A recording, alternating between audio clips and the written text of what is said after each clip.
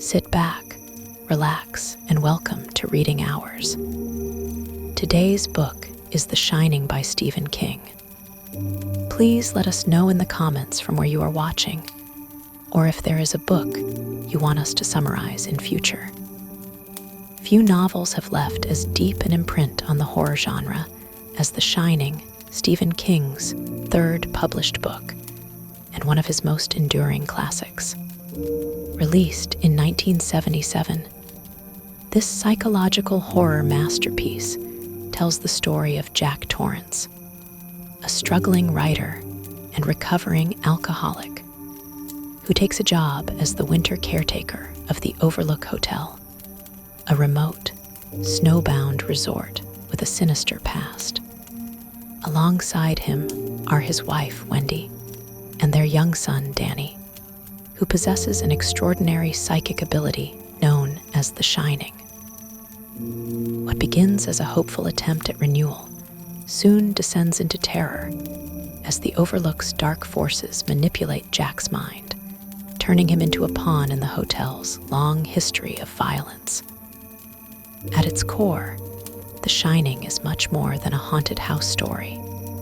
It delves into the fragility of the human psyche, the lasting scars of addiction, and the idea that certain places absorb and reflect the emotions of those who pass through them.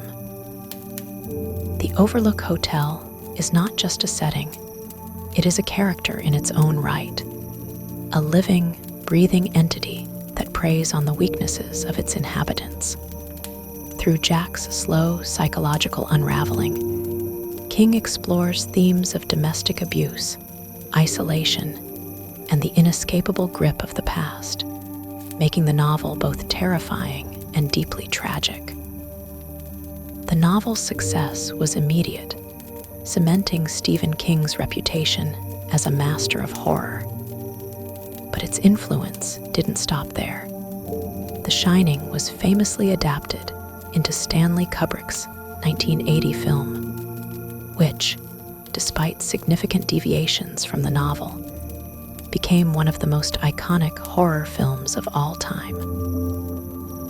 While King himself has voiced dissatisfaction with the film's interpretation of his story, it remains a cultural phenomenon, ensuring The Shining's place in the pantheon of great horror narratives. Beyond its pop culture impact, The Shining endures because of its raw emotional depth. King, who was battling his own struggles with alcoholism at the time of writing, infused Jack Torrance with a painful authenticity, making his descent into madness feel disturbingly real. This blend of supernatural horror and psychological realism is what sets The Shining apart. It terrifies not just with ghosts and ghouls, but with the darkness that lurks within the human soul. Now, as we step into the corridors of the Overlook Hotel, let us begin our journey into madness, isolation, and the inescapable echoes of the past. Welcome to The Shining. The Overlook Hotel looms in the distance, nestled deep in the Colorado Rockies, its grand yet isolated structure standing against the crisp autumn air. To the outside world, the hotel is a place of luxury, a retreat for the wealthy and the famous. But beneath its polished exterior lies something darker, something waiting. For Jack Torrance, the Overlook represents a final chance, a lifeline in the drowning depths of failure. He tells himself this job is a fresh start, an opportunity to rebuild his life, but the weight of his past lingers just behind him, whispering doubts. As Jack drives up the winding mountain road, he casts glances in the rearview mirror at his wife, Wendy, and their 5-year-old son, Danny. The car hums along, but the silence between them carries more weight than the engine's low rumble. Wendy, ever patient, watches her husband with quiet concern. She wants to believe this job will change things, that Jack can leave his anger and mistakes behind. But there's an unspoken tension between them, a history too painful to name.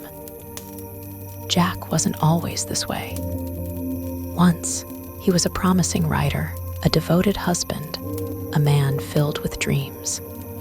But alcoholism twisted his ambitions into something destructive. He lost his teaching job after a violent outburst at a student. And his drinking led to a moment he'll never forgive himself for breaking Danny's arm in a drunken fit. That night changed everything. He swore off alcohol, and for the past few months, he stayed sober. This job, as the Overlook's winter caretaker, is supposed to be a fresh start, a chance to prove he's changed. Danny, sitting quietly in the backseat, isn't thinking about his father's past or his mother's quiet worry. His mind is elsewhere, caught in the throes of something he doesn't fully understand. Danny has always been different. He sees things before they happen, hears thoughts that aren't his own. It's not just intuition, it's something deeper, something terrifying. He calls it the shining, though he doesn't know where the name came from. Maybe from Tony, the mysterious presence that sometimes speaks to him in dreams. Tony isn't quite a friend, but he isn't an enemy either. He appears in visions, standing at a distance, showing Danny flashes of things he doesn't want to see. Sometimes they make sense, but most of the time, they're only glimpses of something dark, something waiting. Lately, Tony has been showing him the Overlook, a massive, empty hotel filled with strange whispers and sinister forces. The images come in bursts, blood flooding the hallways. A mysterious woman in room 237, his father standing with a mallet, his face twisted in fury. Danny doesn't understand, but he knows one thing for sure: the Overlook is dangerous. When they arrive at the hotel, it is both grand and lifeless, its presence looming over them like a silent guardian. Inside, the carpets are plush, the chandeliers glittering, but there's something cold about the place. It isn't just the mountain air, it's something deeper, something unseen. They meet Stuart Ullman, the hotel's manager, a polished man with a stiff demeanor. He gives them a tour of the Overlook, explaining the hotel's long history. It was built in the early 1900s and has hosted presidents, celebrities, and some of the wealthiest families in America. But beneath its prestige, the Overlook has seen its share of darkness: suicides, murders, and mysterious disappearances that are brushed aside as accidents or coincidences. Ullman is polite but distant, and Wendy senses that he doesn't fully approve of Jack. Perhaps it's Jack's past, or the quiet desperation behind his eyes. But he can't argue with Jack's credentials. He's a writer, a former teacher, and he needs the job. The hotel closes for the winter, buried under heavy snow, and requires a caretaker to maintain the boiler and prevent the pipes from freezing. It's isolated work, but for Jack, it's an opportunity to write, to be alone with his thoughts, and finally finish his play. As Ullman speaks, Danny watches the hotel carefully. It doesn't look evil, but there's something wrong with it. He can feel it. When they meet Dick Halloran, the Overlook's cook, Danny feels an immediate connection. Halloran is kind, warm, and most importantly, he understands. When they are alone, Halloran speaks to Danny without moving his lips, a silent voice in his mind. "You got the shine, boy." Danny is stunned. No one has ever called it that except Tony. Halloran explains that some people have it, this ability to see things others can't. It's like a radio picking up signals from places and people. Danny's shine is stronger than Halloran's, maybe stronger than anyone's. But the Overlook, Halloran warns, is a bad place. It has memories, and not all of them are good. Most of the time, they're just echoes, shadows of the past. But sometimes, they're worse. Halloran kneels before Danny and tells him the most important thing. If he ever finds himself in trouble, if the hotel ever becomes too much, he must call for Halloran with his mind. No matter where he is, Halloran will hear him. The warning unsettles Danny, but he doesn't tell his parents. They wouldn't understand, and besides, they've already made their decision. The job is set. They will stay in the Overlook until the snow melts in spring. As the last of the hotel staff depart, leaving the Torrances alone, an eerie silence settles over the vast halls. The grand rooms, once filled with laughter and music, are now empty. The hotel belongs to them now, or perhaps they belong to it. The first few days pass quietly. Jack takes to his duties with care, monitoring the boiler, inspecting the massive kitchen, and making small repairs.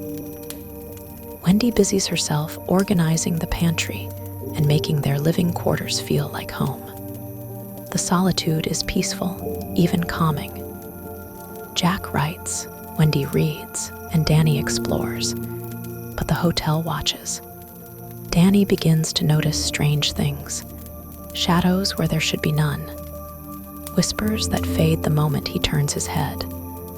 At first, he thinks it's his imagination, but Tony has been quiet lately, too quiet. The visions haven't stopped, but they feel different now, as if the hotel itself is aware of him, of his ability. Jack, meanwhile, is changing.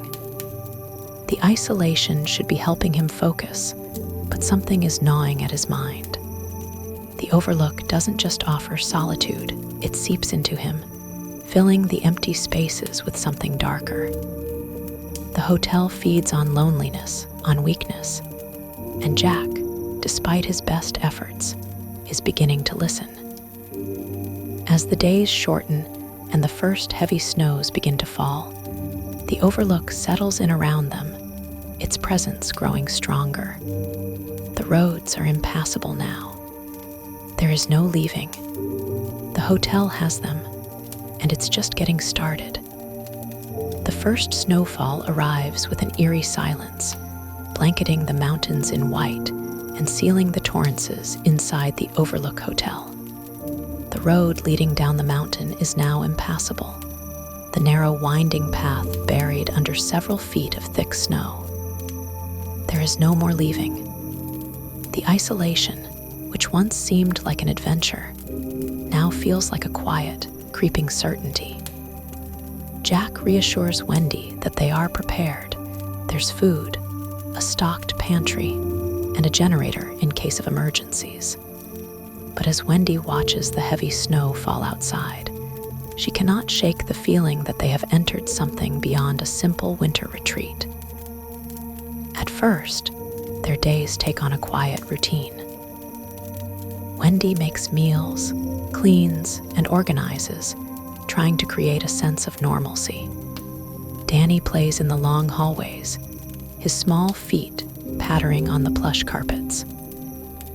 Jack disappears for hours into the hotel's lounge, where an old-fashioned typewriter sits on a grand wooden desk. He tells himself that this is exactly what he needs: silence, time, and space to write. He has convinced himself that the Overlook is a gift, a place where he can finally work without distraction. But even as he sits before the typewriter, something is wrong. His thoughts do not flow. The words refuse to come. The blank page taunts him, and soon, frustration begins to eat away at him. The silence of the hotel, once a promise of creative freedom, now feels suffocating. He feels the weight of the Overlook pressing against his mind, whispering in the stillness, filling his head with strange, intrusive thoughts. He finds himself staring at nothing, his mind slipping into empty spaces. Danny, meanwhile, has begun to sense the hotel's true nature. The Overlook has always unsettled him, but now the whispers are growing louder. Shadows flicker in the corners of his vision, disappearing when he turns his head. Sometimes, when he is alone, he hears voices calling his name. Not his mother's voice, not his father's, but something else, something ancient and hungry. One afternoon, while wandering through the hallways, Danny stops in front of room 237. He doesn't know why his feet have carried him here, but as he stares at the brass numbers on the door, a chill creeps up his spine. Something about this room is different. The air around it feels thick, heavy, almost electric. Slowly, he reaches out and places his small hand against the wood. A jolt of fear seizes his body. There is something inside, something shifting, something breathing. The sound is soft at first, a faint rustling, like fabric brushing against itself. Then comes a wet, slithering noise. His breath catches in his throat. He doesn't know what's behind that door, but he knows it is watching him. He rips his hand away and runs. Down the corridor, down the grand staircase, down into the kitchen, where Wendy is preparing lunch.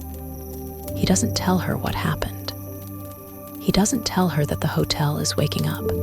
He just sits at the table, his hands clenched into fists, trying to push the fear away. Wendy, though, is already worried. Jack has been changing. At first, she thought it was just the stress of being alone in the hotel, but it is more than that. His moods shift unpredictably, his temper flaring over the smallest things. When she asks him simple questions about his writing, about his day, his answers are sharp and defensive. He avoids her gaze. His presence feels heavier, as if something unseen is pressing down on him. At night, she watches him in the dim glow of their bedroom lamp. He tosses and turns, sometimes mumbling in his sleep. When she reaches out to touch him, his skin is cold and clammy, his face twisted in a grimace. He has begun speaking in his sleep, but the words make no sense. Wendy tells herself that it is just stress, that the Overlook is merely playing tricks on their minds. But deep down, she knows better. Something is wrong. Danny's visions grow worse. One evening, as the sun sets over the snow-covered mountains, he is playing alone in the hallway when the world suddenly shifts. The air shimmers, and his vision tunnels. His body locks up, his limbs stiff as if he has been frozen in time.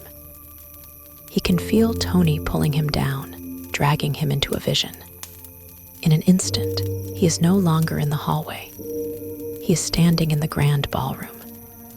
The chandeliers are lit, their golden glow casting a warm, surreal light across the room. Music drifts through the air, a slow, eerie waltz. There are people everywhere, dressed in elegant gowns and sharp suits, laughing and toasting with glasses of champagne. But something is wrong with their faces. Their smiles are too wide, their teeth too sharp. Their eyes are hollow, black pits that gleam in the dim light. The laughter turns shrill, warping into something inhuman. A man steps forward. Danny has never seen him before, but he knows, somehow deep inside, that this man is important. He is wearing a black suit, his hair slicked back, his eyes piercing and empty.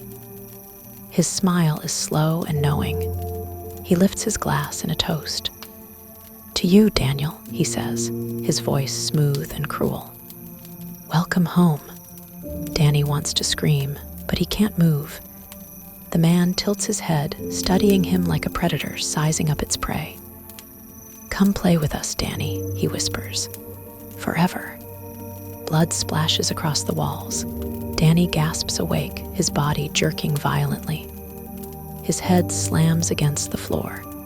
He is lying in the hallway, trembling, his heart hammering in his chest. The walls around him seem to pulse as if the hotel itself is breathing. Wendy finds him moments later, panic in her voice. "Danny, oh my God, are you okay?" He tries to speak, but his throat is dry. His head feels foggy, distant. Wendy gathers him in her arms, rocking him gently. "Did you faint?" she asks, her voice shaking. Danny nods, not trusting himself to speak, but it wasn't fainting. It was the Overlook. That night, he lies awake in bed, staring at the ceiling. He can hear the wind howling outside, but inside, there is another sound, something deeper, something older. The hotel is awake now. It knows who he is. And worst of all, it wants him. The Overlook Hotel is no longer just a place. It is a presence, a force that lingers in the very air, in the walls, in the dark spaces between moments of silence. Danny knows this now. He has always known it in some distant way, but now there is no denying it. After his latest vision, the hotel seems more alive than ever. It watches him, whispers to him, stretches its influence through the endless halls. Shadows flicker at the edges of his vision, and sometimes, if he listens closely enough, he hears voices echoing through the empty corridors. Not just echoes from the past, but voices meant for him, calling to him. Jack, too, is changing. His moods have become unpredictable, his temper quick to rise over the smallest inconveniences. Wendy tries to ignore it, but the shifts in his behavior are impossible to miss. When he is in a good mood, he is lighthearted, almost giddy, speaking of his writing as if he has been blessed with newfound inspiration. But then, as quickly as the excitement comes, it fades. He falls into long, brooding silences. He drinks more, despite the hotel being emptied of alcohol. She doesn't know where he's getting it, but she knows the smell of whiskey on his breath when she kisses him goodnight. And then, there are the moments when he is simply not himself at all. One afternoon, Wendy finds him in the grand ballroom, sitting at the long, empty bar. There is no bartender, no bottles of liquor, but he is staring straight ahead, his fingers tapping on the polished wood, murmuring to himself as if in conversation. "Jack," she says cautiously, stepping toward him. His head jerks slightly, as if he has just woken from a dream. He turns to her with a slow, unfocused blink. "Oh," he says, his voice strangely distant. "Hey, Wendy," she swallows hard, forcing herself to smile. "What are you doing?" Jack looks back at the bar, frowning slightly. "Just thinking." She doesn't push. She doesn't want to. But as she watches him, she sees it, the way his posture has changed, the slight shift in his expression. It is not just stress, not just isolation. It is something else, something inside him changing. Danny, meanwhile, is trying his best to avoid the things lurking in the hotel. He does not tell his mother what he has seen. He does not tell her about the visions, the whispers, the man in the black suit who spoke his name. He knows she is already worried, and he does not want to scare her. But there is something he cannot ignore. Room 237. The door calls to him. He does not want to go near it, but it is always there, always waiting. Every time he walks past, his skin prickles and his stomach tightens. He knows, without a doubt, that something is inside. One day, while playing in the hallway, he hears something from behind the door. A soft, rustling sound, like fabric moving over skin. Then, a faint creaking noise, like someone shifting their weight on an old bed. Danny stops. His heart pounds. a shadow moves under the door. He turns and runs as fast as he can. He does not stop until he finds Wendy in the kitchen. She is washing dishes, humming softly to herself, and when she sees his pale face, her smile falters. "Danny," she says, drying her hands. "What's wrong?" Danny shakes his head. He cannot tell her. She would not believe him. Or worse, she would go check the room herself. And Danny knows, deep in his bones, that if that door ever opens, none of them will be safe. Jack's mind is unraveling. He sits at his typewriter for hours, but when Wendy peeks at his work, the pages are filled with nonsense. Sentences repeat themselves. Words jumble together in strange, meaningless ways. She tries not to let it concern her, but her stomach twists every time she sees it. He has begun talking in his sleep more often, muttering strange phrases under his breath. One night, Wendy wakes to find him sitting upright in bed, staring at the wall. His eyes are unfocused, his breathing slow and deep. "Jack," she whispers, touching his arm. He does not respond. She shakes him gently, and suddenly he shudders, blinking rapidly as if he has just surfaced from underwater. He looks at her with confusion, then annoyance. "What?" he snaps. You were talking in your sleep again," she says carefully. Jack rubs his eyes, groaning. "Jesus, Wendy, I was having a dream." But Wendy is not convinced. Something is happening to her husband, and she is terrified to find out what it is. Danny is playing outside in the snow when it happens. The hedge animals. He has seen them before, standing in their usual places, the rabbit, the lion, the dog. He has always thought they were a little eerie, the way their frozen shapes loom over the path leading to the playground. But today, something is wrong. He stops, gripping his mittens tightly, his breath misting in the cold air. The lion. It has moved. He stares at it, his heart hammering. He could have sworn it was farther away before. He blinks. The lion is closer now. Danny stumbles back, gasping.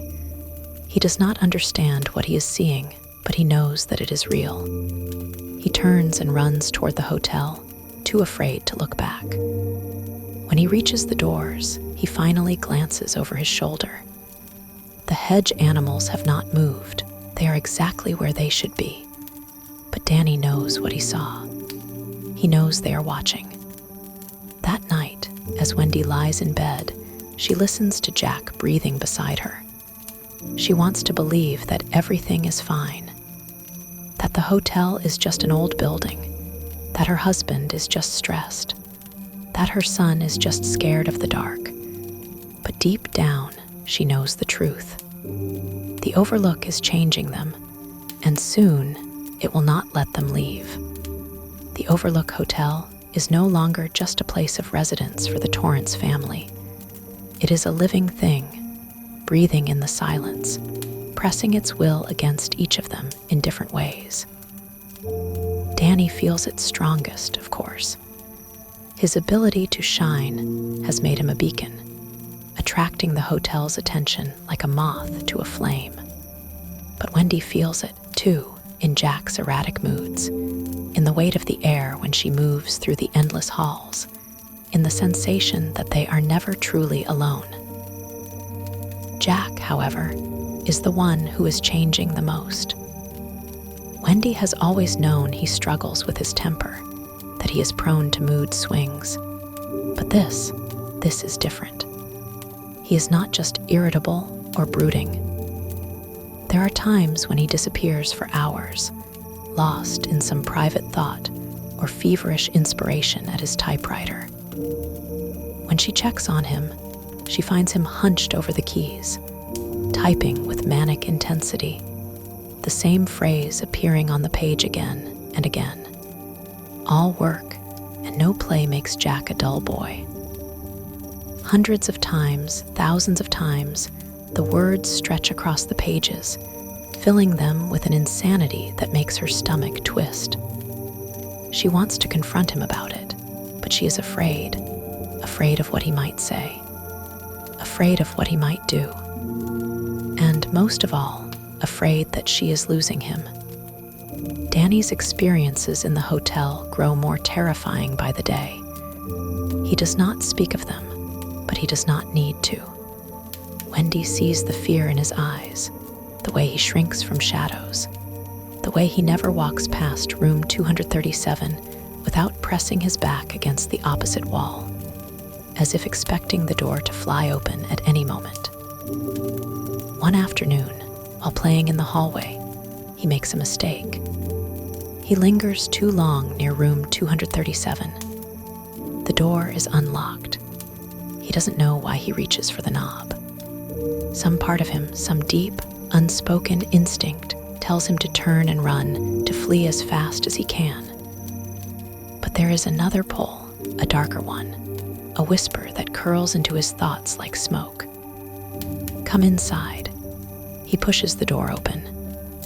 The room is bathed in dim light, the air thick with the scent of old perfume and something else, something rotten just beneath the surface.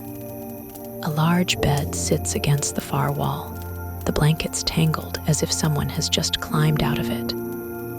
And then he sees her. A woman, standing in the bathtub.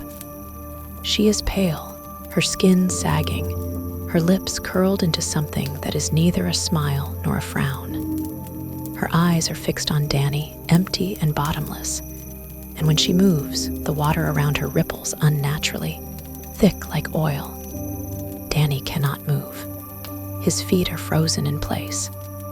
The woman steps forward, out of the tub. Her skin begins to change, darkening, splitting open in places. Rot spreads across her face, revealing yellowed bone beneath. Her mouth opens, and a thick, wheezing sound escapes, something between a laugh and a moan. Danny screams. Jack is in the lounge when he hears it.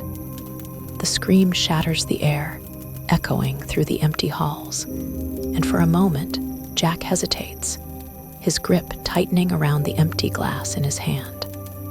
He knows the sound is Danny's, but something holds him in place. A deep, humming warmth in his chest, a whisper curling in his mind. Let it happen.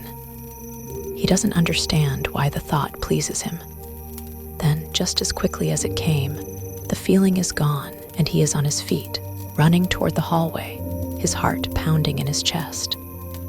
He finds Danny in their suite, curled in Wendy's arms, his small body trembling violently. Wendy looks up at Jack, her eyes wide with fear. Jack, something happened to him. Jack kneels beside them, his fingers brushing against Danny's forehead. The boy flinches away. Danny, Jack says carefully. What happened? Danny opens his mouth, but no words come out. Wendy runs her fingers through his hair. I think we should leave, Jack. I think something's wrong here. Jack's expression hardens. We can't just leave, Wendy. This is my job. This is our son. For a long moment, they stare at each other. Then Jack exhales sharply and stands. He had a nightmare, that's all. Wendy looks at Danny, her grip on him tightening slightly.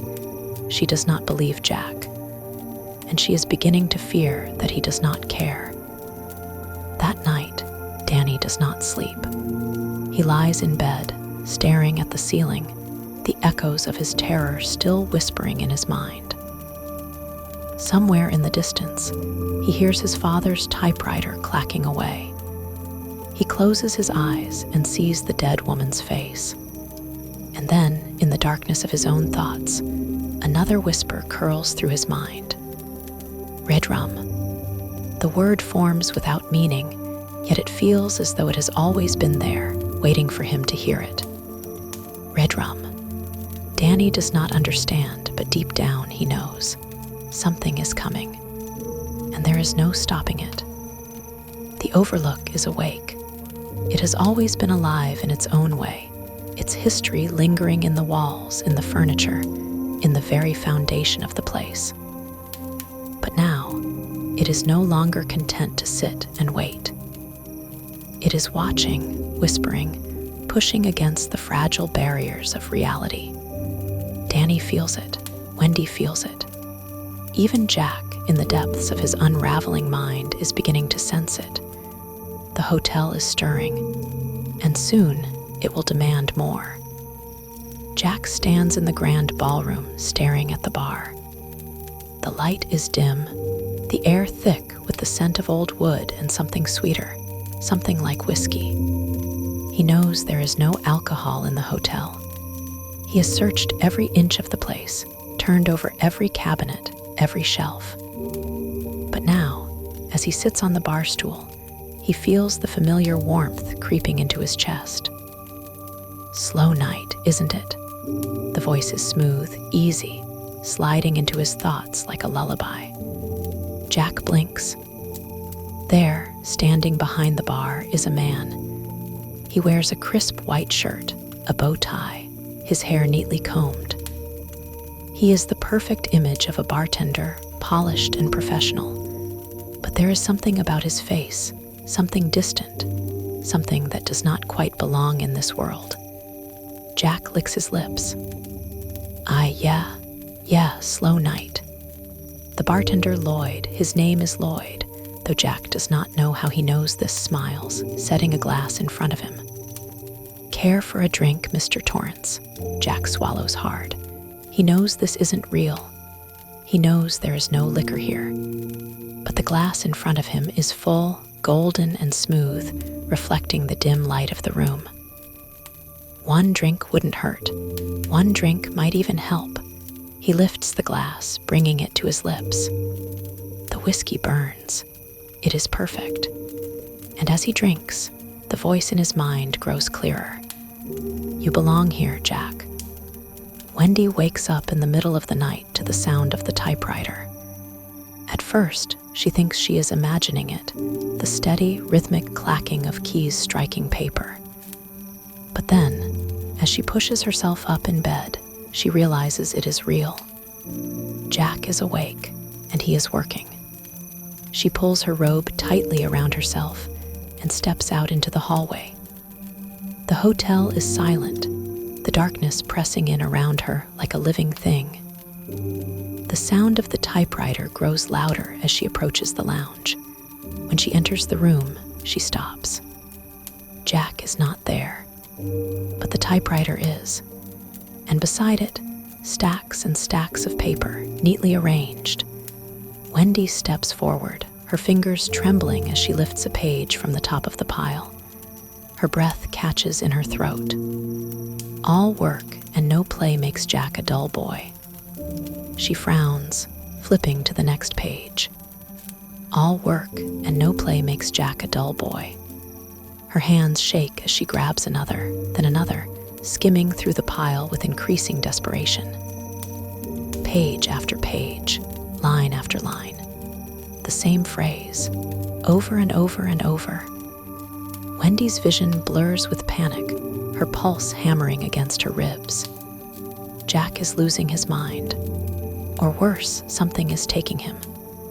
She turns, ready to run, ready to wake Danny, ready to leave this place forever. But Jack is standing in the doorway. His eyes are dark, unreadable, and he is smiling. Something wrong, babe, Danny is dreaming again. The Overlook surrounds him, stretching in all directions, the walls pulsing like a living thing. The halls twist and change, doors appearing where there were none before, shadows moving in places they should not be. And then he sees him, the man in the dog costume. Danny does not know what he is looking at, not really. The figure crouches in the hallway, his head tilting at an unnatural angle, the mask of his costume obscuring most of his face. But he is laughing. The sound is wrong, too loud, too distorted, as if coming from everywhere at once. Danny turns to run, but suddenly, the hall is different. He is standing in front of a mirror, and in its reflection, he sees the word again. Red rum. The letters are jagged, uneven, and then in the mirror, the letters shift. They rearrange themselves. Murder. Danny wakes up screaming. Wendy does not sleep for the rest of the night. She stays beside Danny, holding him close, trying to soothe him even as her own fear chokes her. She knows they need to leave, but she does not know how. Jack is not the man he used to be, and Wendy is beginning to fear that soon he won't be a man at all. The Overlook has Jack now. It is no longer just whispering in his mind. It is speaking to him, guiding him, shaping his thoughts into something darker, something violent. Jack does not resist. He embraces it, welcomes it like an old friend. Because for the first time in his life, Jack Torrance feels like he truly belongs. Wendy does not see her husband anymore. Not really. The man she fell in love with, the man who had once been kind, even tender in his better moments, is slipping away, replaced by something colder, something cruel. She watches him as he moves through the hotel, his steps slower, heavier, like he is part of the very foundation now. His smiles no longer reach his eyes. His words are sharp-edged, cutting deeper than they ever did before. She knows he is drinking. She does not know how it is possible. There is no alcohol in the hotel, but she can smell it on him, the sharp tang of whiskey, the sickly sweet undertone of something older, something rotten. She does not question it. She is too afraid to. Danny is afraid all the time now. The visions are worse. They come in flashes, quick, brutal, impossible to escape. He sees blood flooding the hallways, running in thick, violent rivers down the grand staircase. He sees bodies, twisted and broken, their eyes staring into nothing. He sees himself standing in the hallway, whispering a word he does not understand. Red rum. He does not tell his mother everything. She is already so scared. And then, one afternoon, as he is playing alone in the hallway, he hears footsteps. He turns. At the far end of the corridor, two little girls stand side by side. They are identical, their blue dresses perfectly pressed, their white socks pulled up just below their knees. They are holding hands. Their faces are still, empty. Danny knows they are not real, but they are here. Come play with us, Danny, they say together. Their voices are soft, almost sweet. Danny shakes his head. His hands are trembling. Forever, a blink. The hallway is soaked in blood. The twins lie in pieces, their limbs twisted, their dresses stained red. The walls are slick with it, dripping onto the carpet in thick, heavy streams. And ever, Danny gasps, squeezing his eyes shut. When he opens them, the hallway is empty. He runs. Wendy is packing. She has made her decision. They need to leave. Now. Jack is no longer just unpredictable, he is dangerous. There is something wrong with him, something wrong with this place. She can feel it pressing down on her, suffocating her. She doesn't care what Jack says. She doesn't care about the snowstorm outside. She will take Danny and they will leave. But before she can finish stuffing their clothes into a suitcase, Jack appears in the doorway. And he is smiling. Going somewhere, Wendy. Jack watches her with cold amusement. He has known this moment was coming. The hotel had warned him, whispered to him late at night, showing him flashes of her betrayal. She is weak. She does not understand. She does not belong here. He steps toward her, slow and deliberate. Wendy's hands are shaking. Jack, please. She does not finish the sentence. Jack lunges. She barely has time to react, grabbing the nearest object, a glass ashtray, and swinging it at his face. It connects with a sickening crack. Jack stumbles, a gash opening on his forehead, blood trickling down the side of his nose. For a moment, she thinks she has a chance. Then he straightens, licking his lips, and the look in his eyes is not one of pain. It is hunger. Wendy turns and runs. Jack follows. Danny is hiding. He knows something is wrong. He can feel it in the air, thick and heavy, pressing against his skin like a second layer of reality. And then he hears his mother scream. Danny does not think. He runs. Through the halls, down the grand staircase, past the empty ballroom where he knows the ghosts are watching. The hotel is alive, breathing around him, shifting subtly in ways he cannot see, but can feel deep in his bones. He finds his mother in their suite. She has barricaded the door, pushing furniture against it, her breath coming in sharp gasps. Danny does not ask what happened, because a moment later, Jack slams against the door. His voice is muffled but furious. Wendy, open the door. Silence. Then, Wendy, I'm not going to hurt you. I just want to talk. Wendy's hands are trembling so violently she can barely hold onto Danny. Another slam. The door shudders against the impact. Danny closes his eyes. And he feels it. The hotel. It is everywhere, in the walls, in the floors, in his father. And it wants them dead. Jack laughs. And then he begins to break down the door. The door is breaking. Jack's voice, once charming, once familiar, is now a jagged edge against the silence. His words slither through the cracks in the door, laced with laughter that does not belong to him. Little pigs, let me come in. Wendy grips Danny's shoulders, her heart hammering against her ribs. She cannot think, cannot breathe. All she knows is that they have to get out. Now, Jack slams the mallet against the door again.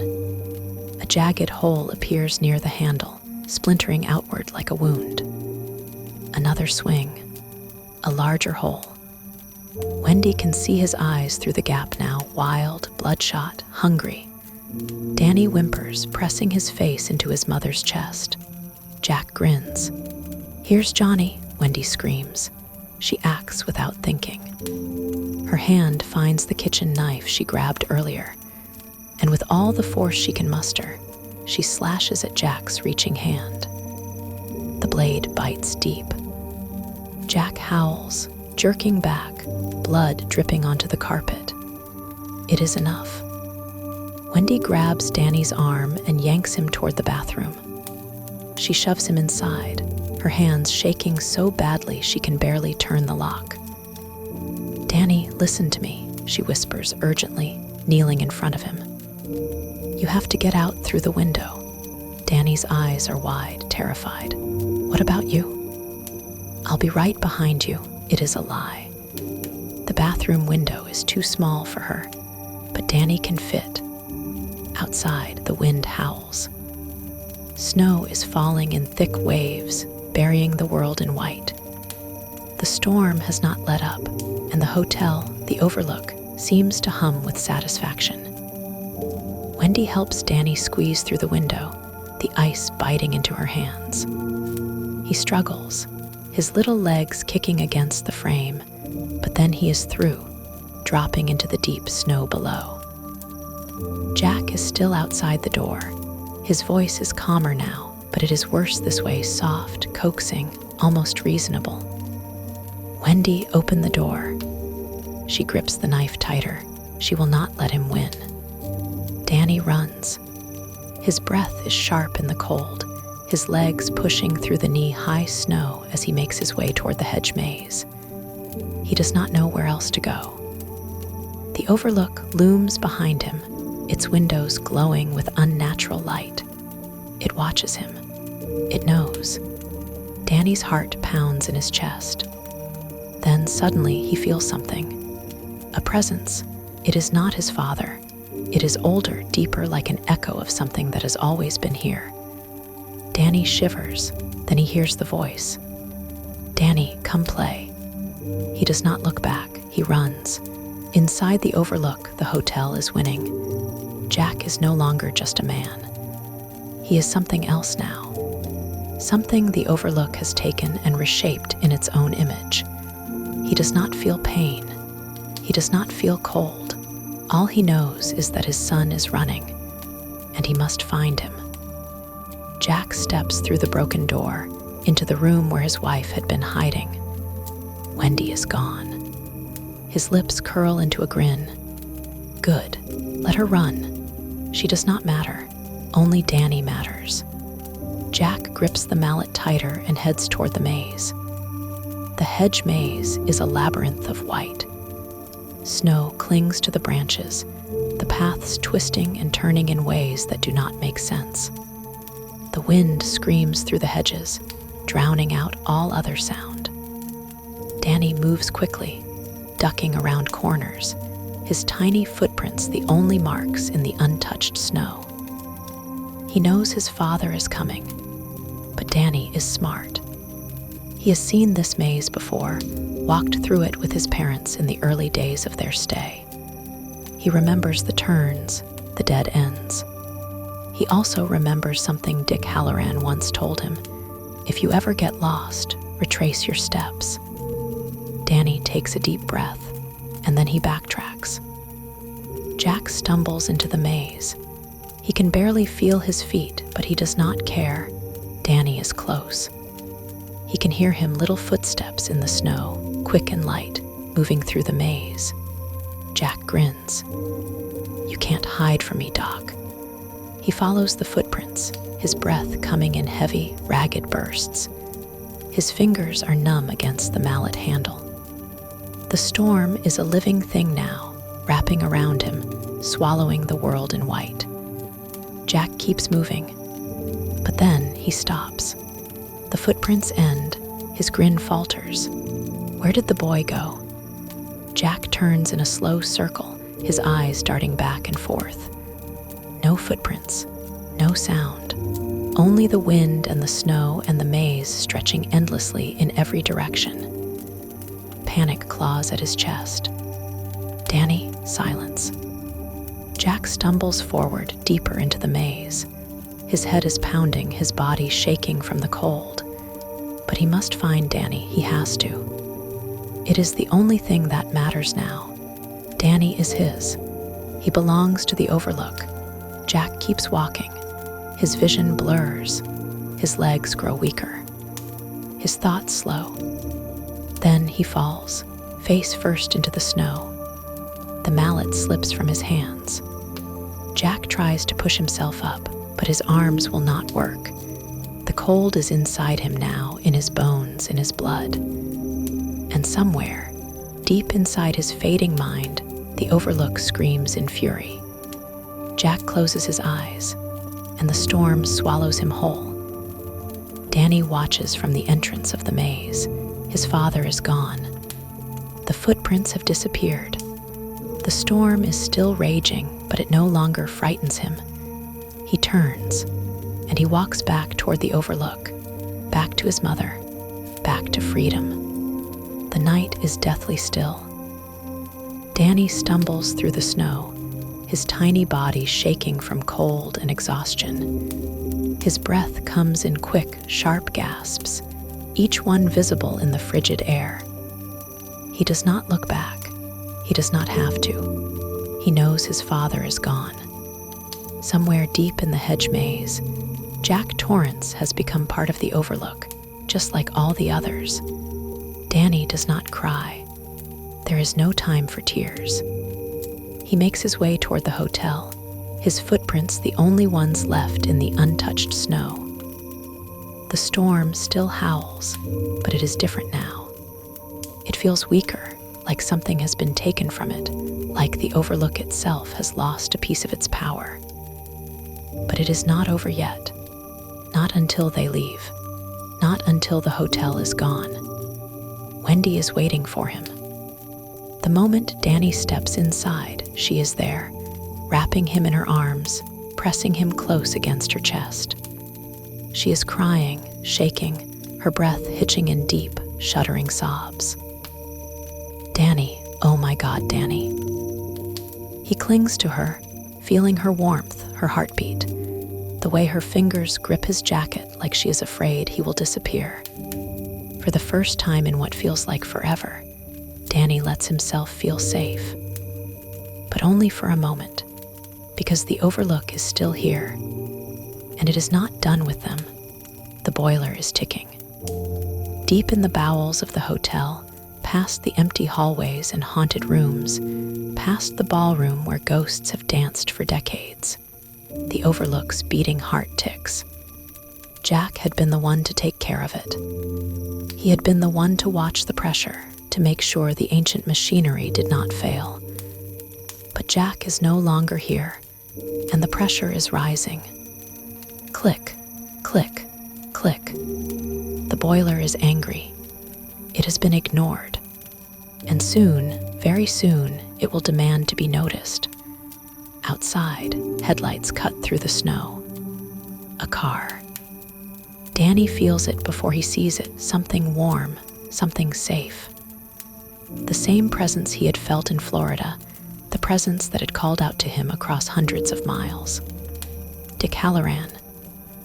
The old man climbs out of the snow-covered vehicle, his face lined with exhaustion, his body moving stiffly from the cold.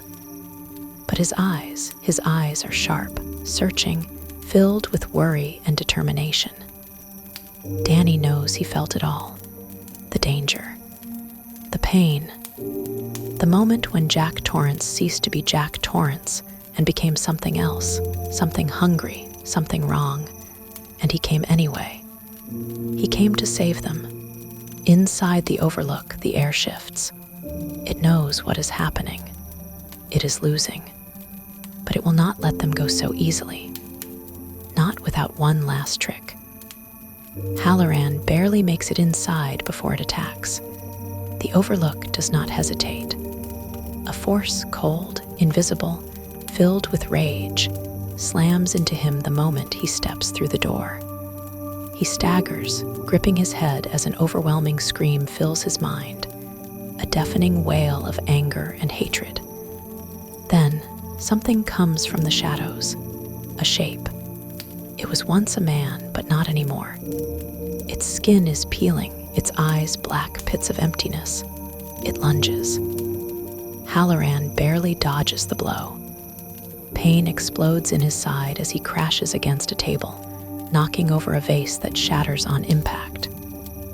Blood drips from his temple, but he forces himself to stand. He knows what this is. The hotel is fighting back, but he is not afraid. Halloran grits his teeth and pushes back, with his mind, with his shine. The force slams into the Overlook's presence like a hammer, and for a brief, glorious moment, the hotel screams. It does not like being challenged. Halloran does not stop. He grips onto Danny's mind, steadying him, whispering reassurance, giving him strength. It's almost over, son. Danny knows what he means. The Overlook is crumbling, but there is one last thing to do. Danny grabs Halloran's hand, pulling him toward the exit. "We have to go," Danny says urgently. Wendy is already moving, limping slightly but determined, her fingers gripping Danny's coat like a lifeline. Halloran glances back, his body still tense. "What about Jack?" Danny swallows.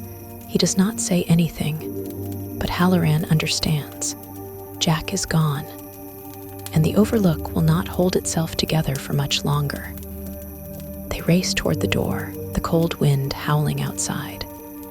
And beneath their feet, deep in the belly of the hotel, the boiler screams.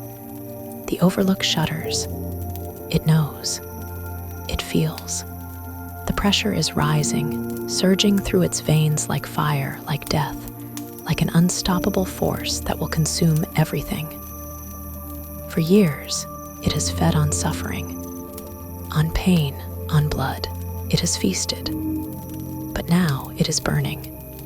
Now it will die. Wendy, Danny, and Halloran run. They do not stop, do not look back. The storm is still raging, but they do not feel the cold anymore. Their bodies are numb, driven only by instinct, by the need to survive. Then the explosion. It rips through the Overlook, a fiery scream of fury and destruction. The windows shatter. The walls crack. The roof collapses. And the Overlook, ancient, hungry, filled with ghosts, dies. Danny does not watch it burn.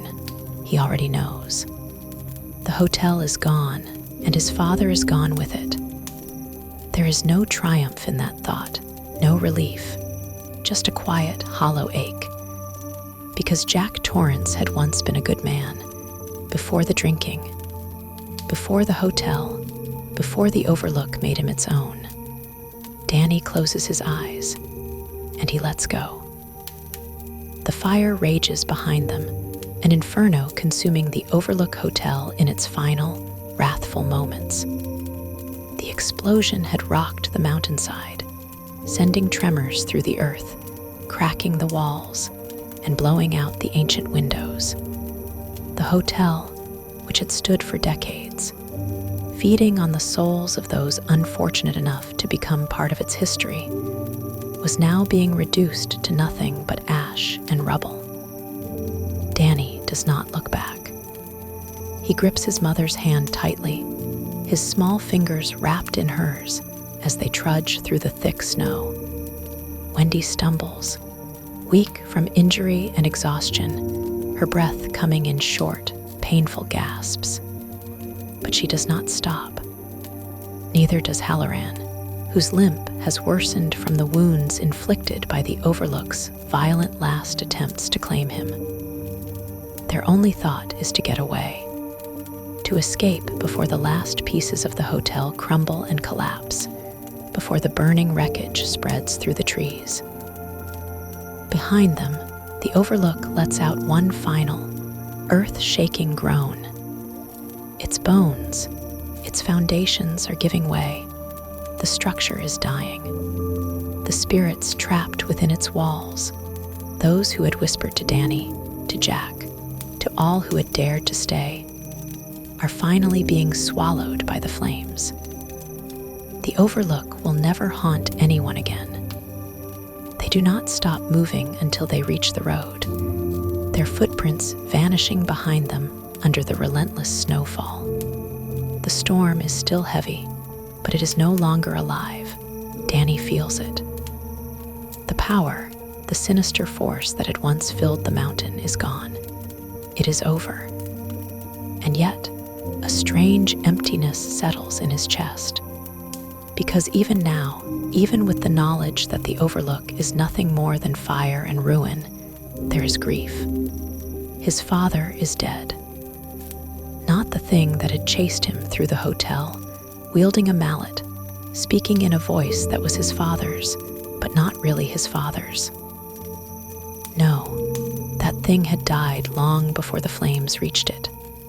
The real Jack Torrance, the father who had held Danny close, who had called him Doc, who had, despite his flaws, still loved his son, had been lost long before the explosion. Danny does not cry. Instead, he walks in silence, listening to the crunch of their boots in the snow, feeling the weight of everything that had happened pressed down on his small shoulders. Wendy grips his hand even tighter, as if she knows. And maybe she does. By the time they reach Halloran's car, the storm is already beginning to weaken. The wind no longer howls as it did before. The Overlook's death is reshaping the land, and with it, the unnatural grip it had on the mountain is fading.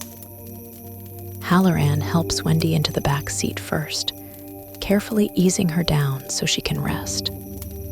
She is still pale, her wounds deep, her movements slow, but she is alive. That is all that matters. Then Halloran kneels in front of Danny, placing a warm, steady hand on his shoulder. "You did good, son," he says, his deep voice filled with quiet admiration. Danny looks up at him, blue eyes wide, searching. "It's really gone," Halloran nods.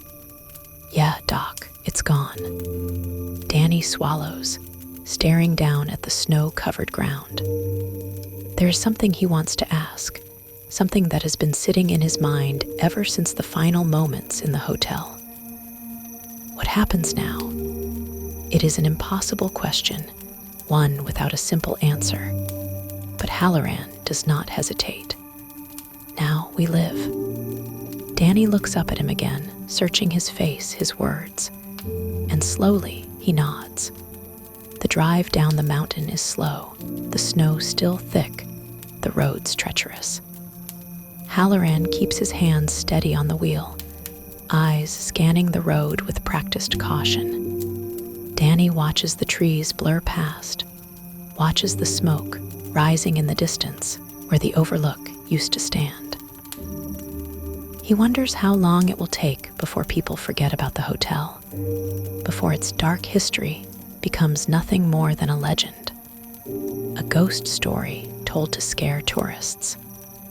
Or maybe, deep down, people will always know. Even if they do not understand why, they will feel it. The way the mountain once held something unnatural, something that should never have been. Wendy shifts in the back seat, wincing slightly from the pain. Halloran glances at her through the rearview mirror. There's a hospital not too far from here. We'll get you patched up and then we'll figure out what's next. Wendy nods, but she does not say anything. Her gaze is on her son. Danny has not spoken since they got in the car. He sits silently, hands folded in his lap, eyes distant. Not afraid, not sad, just quiet. Wendy reaches over and brushes a strand of hair from his face, offering a small, tired smile.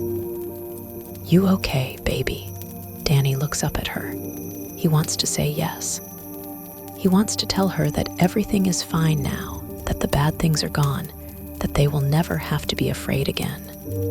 But he knows that would not be true, because he still has the shine, and the world is still full of dark places. Hours later, when they finally reach a small town on the outskirts of Colorado, Halloran pulls into a hospital parking lot. It is strange, stepping out of the car, feeling the normalcy of the world again. The streets are quiet, lined with streetlights and scattered buildings. The smell of coffee and fresh snow lingers in the air. It is so ordinary. And yet, Danny knows that he will never be ordinary, not with the things he has seen, not with the things he still feels. Halloran places a hand on his back, guiding him toward the hospital entrance. Come on, Doc. Let's get you and your mom taken care of. Danny nods, stepping forward, stepping toward the rest of his life. But as he walks, he hears something. A voice, soft, gentle, familiar. Run away, Doc, Danny freezes. His heart pounds. But when he turns, there is nothing there. Just the wind, just the past. Just the lingering echoes of a haunted hotel that no longer exists. He exhales, closing his eyes. And then, he keeps walking. The Overlook Hotel is gone, reduced to nothing but smoldering rubble buried beneath the Colorado snow. The flames that consumed its cursed walls took with them the restless spirits, the lingering echoes of the past, and the insidious force that had twisted Jack Torrance into something unrecognizable. But even as Danny, Wendy, and Halloran drive away, leaving behind the ashes of their nightmare, the story of the Overlook does not truly end. Because trauma does not simply disappear. Because fear does not just vanish. And because some places, some forces, are never really gone. Danny does not speak much in the days that follow. The hospital takes care of Wendy's wounds, tending to the deep bruises, the fractured ribs, the damage done by Jack's hands and the Overlook's influence. Halloran stays with them, a steady presence, offering comfort in his own quiet way. For a time, They stay in the warmth of the Florida sun, far from the snow-covered mountains that nearly took their lives. But Danny still sees things. He still hears things. The shine does not fade with distance. It does not die with the Overlook. It is still inside him, a part of him, a gift and a curse that will never let him be truly free. And in the stillness of the night, when his mother sleeps fitfully in the next room, Danny dreams of the Overlook. He dreams of its empty halls, of the blood in the elevators, of the ghostly figures who watched him with hollow, hungry eyes. He dreams of room 237, of the woman who waited in the bathtub, her rotting flesh peeling away, her laughter echoing long after he wakes up in a cold sweat. But worst of all, he dreams of his father, of Jack Torrance, standing at the bar in the gold room, a drink in hand, grinning like he belongs there. And maybe now, in some way, he does. The Shining is not just a ghost story. It is not just a tale of a haunted hotel, of a father's descent into madness, of a child with a terrible gift. It is something deeper, something more unsettling. It is a story about the horrors of the human mind. It is about addiction, about how the ghosts of our past can consume us from the inside out. Jack Torrance's struggle with alcoholism is just as terrifying as the supernatural forces in the Overlook.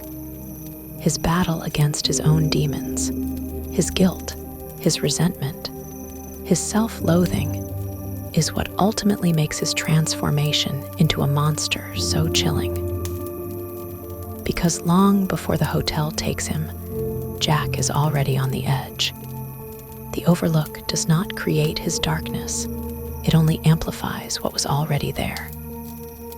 It is a story about trauma, about how violence and abuse ripple through generations, how pain does not simply disappear. Wendy and Danny escape the Overlook, but the scars remain. The wounds inflicted by Jack, by the hotel, by the horror of it all, will never fully heal. And for Danny, a boy with the Shining, the past will always whisper to him, always threaten to pull him back into the shadows. And most of all, it is a story about power, the power of places, of memories, of things that refuse to be forgotten. The Overlook Hotel, in all its malevolence, is a presence that lingers. Even after it is destroyed, even after its walls are gone, it still exists. In stories, in nightmares, in the things left unsaid. This is what makes The Shining endure. When Stephen King published The Shining in 1977, he was already an emerging name in the world of horror fiction. Carrie had put him on the map, and Salem's Lot had solidified his reputation as a master of terror. But The Shining was something different, something personal. King has often spoken about how the novel was influenced by his own struggles with alcoholism, his fears about fatherhood, his anxieties about losing himself to his worst impulses. Jack Torrance is not just a villain. He is a reflection of real, human fears. And that is what makes the novel so haunting. The book was an instant success, praised for its psychological depth, its chilling atmosphere, and its ability to blend supernatural horror with real-world anxieties. It was more than just a haunted house story. It was a character study wrapped in terror, a novel that made readers confront not just ghosts, but the darkness within themselves. And then, of course, came the film. In 1980, Stanley Kubrick's The Shining hit theaters. Today, it is considered one of the greatest horror films of all time, a masterpiece of unsettling imagery, tension, and psychological horror. But when it was first released, reactions were divided. Stephen King himself famously hated the film. To this day, King has criticized Kubrick's adaptation for stripping away much of the novel's emotional depth. In the book, Jack Torrance is a man struggling against his own demons, someone who genuinely loves his family, but is ultimately consumed by the hotel's influence. In the film, Jack, played by Jack Nicholson, is already unhinged from the start. His descent into madness is less tragic, more inevitable. Wendy, played by Shelley Duvall, was also drastically changed. In King's novel, Wendy is a strong, determined woman fighting to protect her son. In Kubrick's version, she is far more passive, terrified, and broken. Many have criticized the film for reducing her to a victim rather than a survivor. And yet, despite these differences, Kubrick's The Shining became iconic. The eerie, symmetrical shots, the impossible architecture of the Overlook, the blood-filled elevators, the unsettling performances. The film terrified audiences in ways that few horror movies ever had.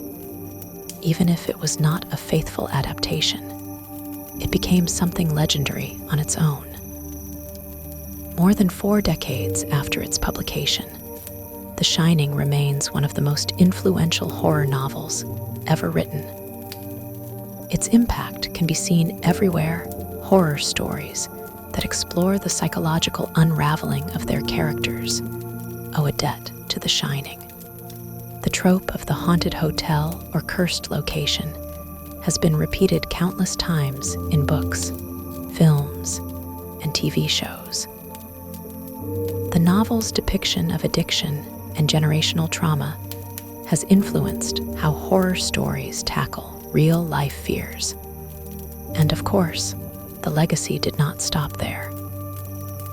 In 2013, King released Dr. Sleep, a sequel following an adult Danny Torrance as he struggles with his own demons, his father's legacy, and the lasting power of The Shining.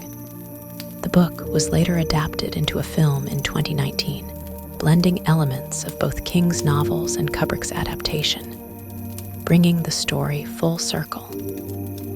But even without sequels, without adaptations, without all the ways the story has evolved, The Shining is immortal. Because fear is timeless, because trauma lingers, and because some stories never stop shining.